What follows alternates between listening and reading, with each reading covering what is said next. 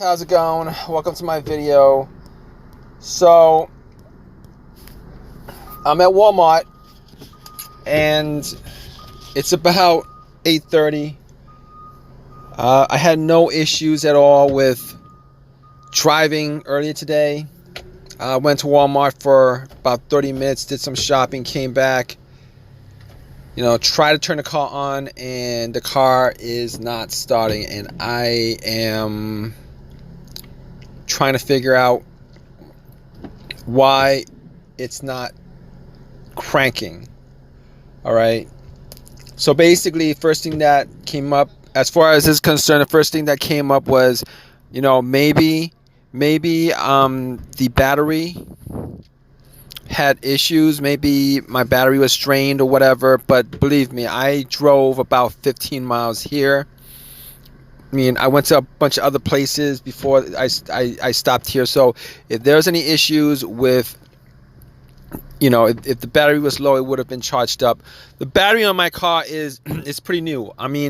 So the battery is about 3 months old, and I don't think it's the battery. And the other reason why I don't think it's the battery is because everything else works. The lights, high beams work, regular headlights work. They're pretty strong.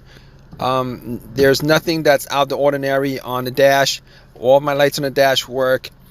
The blower motor works. The radio works. Everything is working except the car is not turning over.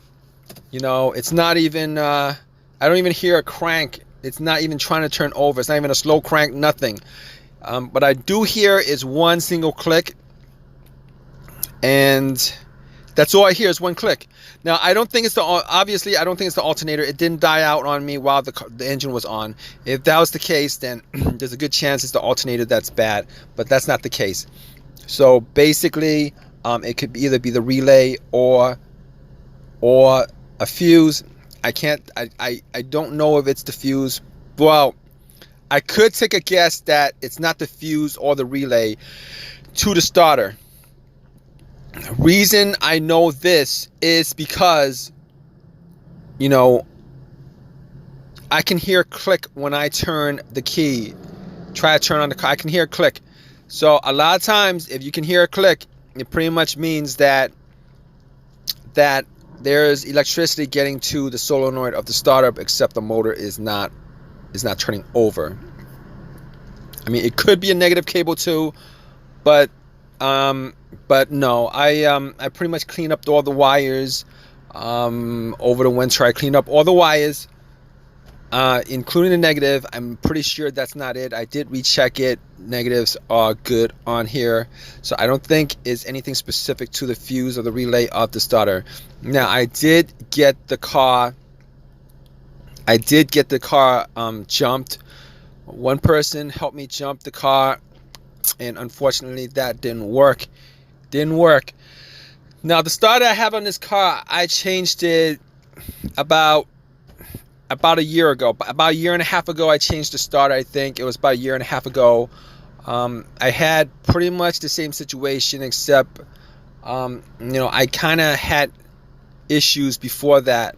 Meaning, sometimes the car would start, sometimes it wouldn't, sometimes it would start, sometimes it wouldn't. I did drive it like that for a couple of weeks, and afterwards, it was parked overnight, tried to start it, and regardless of how many times I attempted, it did not do anything. It did not start the car. So I had to change the starter. I had the starter changed. Unfortunately, I didn't buy a brand new starter. It was not an OEM starter. It was a remanufactured starter, and I had that put in. A remanufactured starter was put in. And if you guys know anything about remanufactured starters, they're not, entirely reliable. I know I have a friend who actually had a remanufactured alternator that didn't work on him after 6 months. Didn't work for him after 6 months. It kind of broke after 6 months. So I'm hoping that's not the case, because I do not want to change out the starter again. I do not want to get another starter. I do not want to change it out again. And I'm hoping that's not the case. But unfortunately, at this point, I think it is the case. I did use a crowbar to knock on the motor, try to start it. Unfortunately, that did nothing. It jumped at nothing. Sometimes if you knock on the starter itself, sometimes it'll start up. I don't know why it would do that, but that's just the way it is. For whatever reason, if you knock it, maybe it knocks. Maybe it was. Maybe it's stuck because after so many turns, maybe it's kind of, it needs a little bit of oil, it needs a little bit of movement, rust or whatever, clear out the rust. I don't know, but this is not the case at this point. It's not starting for me. So at this point, unfortunately, what I'm going to do is I am going to have to call a tow truck to get it towed. I'm going to have to wait an hour for it. I do have AAA. I'm going to wait an hour and a half or whatever to get a tow truck here. That's what I'm going to do. I'm going to keep you guys updated. And I'm pretty sure, unfortunately at this point, I'm pretty sure it's the starter that's the problem. But I'll let you guys know.